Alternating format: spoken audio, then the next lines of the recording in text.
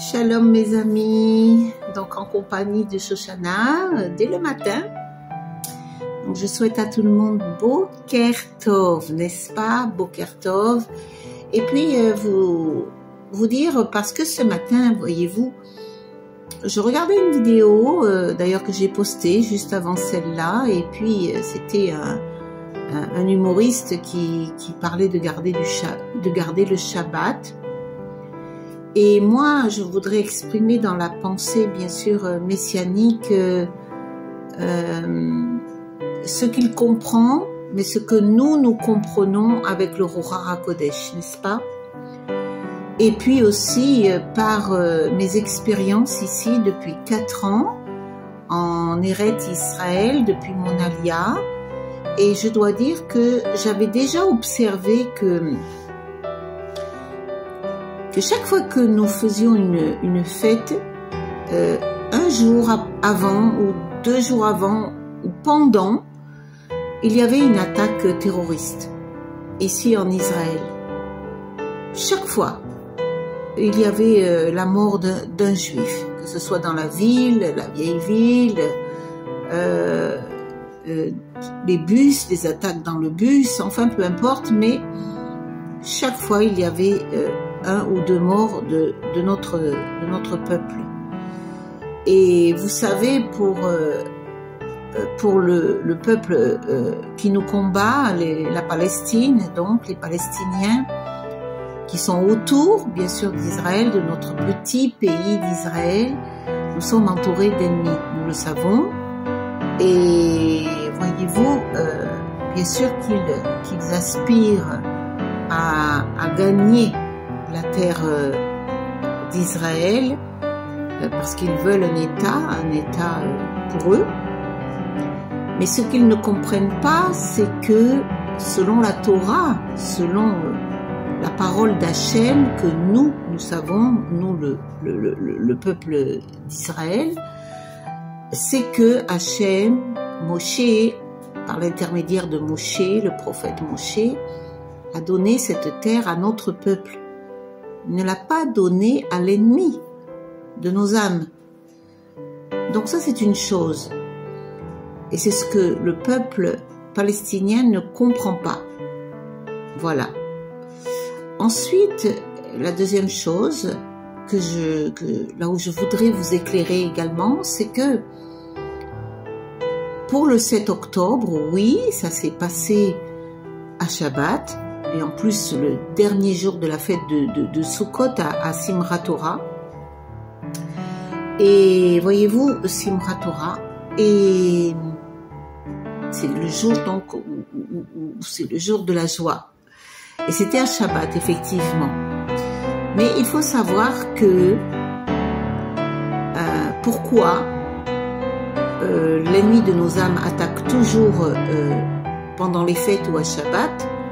C'est tout simplement parce que c'est un moment qui pour eux, et qu'ils connaissent d'ailleurs, que notre peuple est à l'arrêt. Il est à l'arrêt du travail, il est dans le repos de la Torah, dans le repos des commandements de Hachem, de lire la Torah, de lire la paracha, les parashot, de lire, de faire la fête, de se réjouir des miracles, de tout ce que Hachem a fait pour nous. Et donc il attaque à ce moment-là parce que c'est une période vraiment propice à l'attaque pour eux, puisque nous sommes dans le repos. Voilà. Donc maintenant, gardons le Shabbat, oui, parce que de toute façon, que nous soyons juifs ou non juifs, il y a le Shabbat pour notre peuple juif, mais également pour les autres, il y a ceux qui sont goy, les goyim, ils ont le dimanche, samedi, dimanche. Et nous, c'est vendredi et samedi.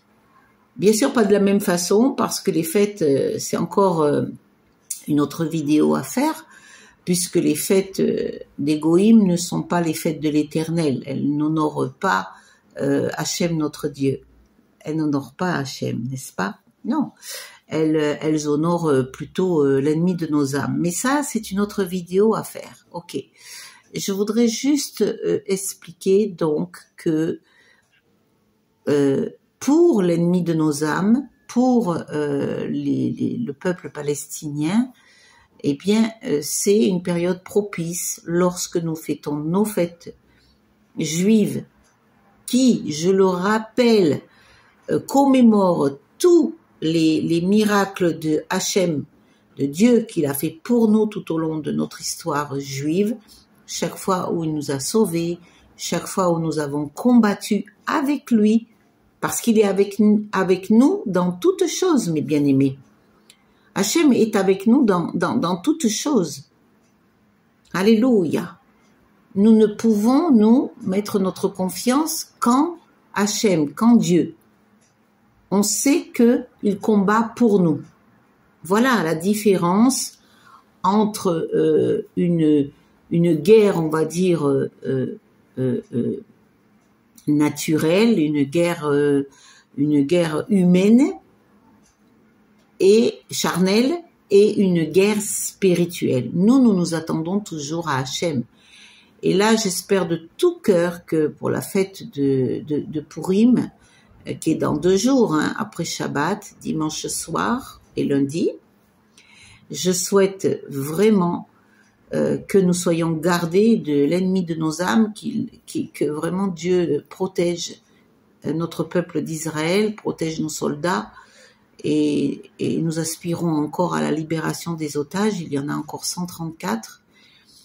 Et tout ça est vraiment une plaie, une douleur pour notre peuple d'Israël qui ne comprend pas ce que fait Hachem en fait, ne comprend pas ce que Dieu fait. Alors il y a eu division dans notre pays, c'est vrai, et le peuple d'Israël comprend cela, et c'est pour ça qu'il aspire à l'unité de notre peuple, à ne pas nous diviser. Et c'était politique, hein, bien entendu, à ce moment-là. Et voilà.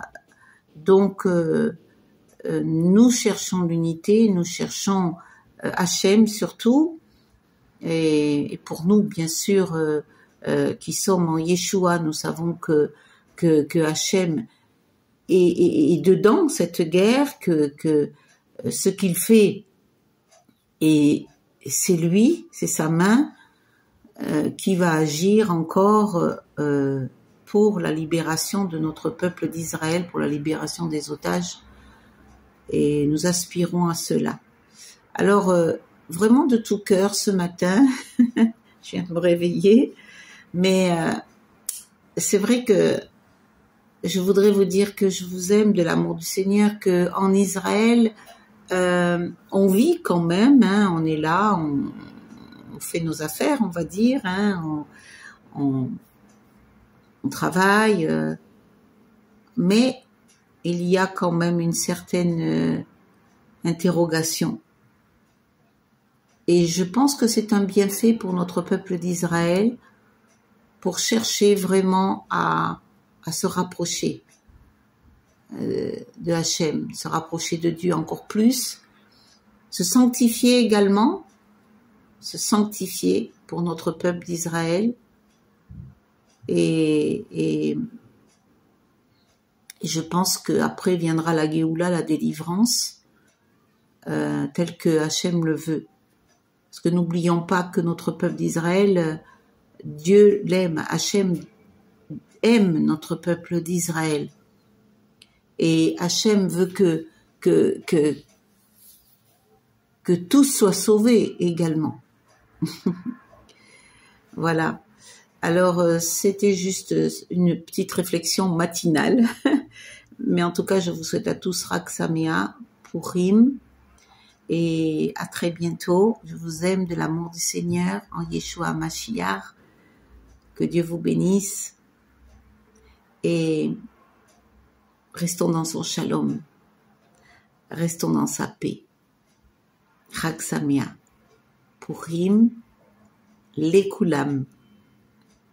Alléluia. Toute la gloire revient à notre Dieu. Toute la gloire. À lui.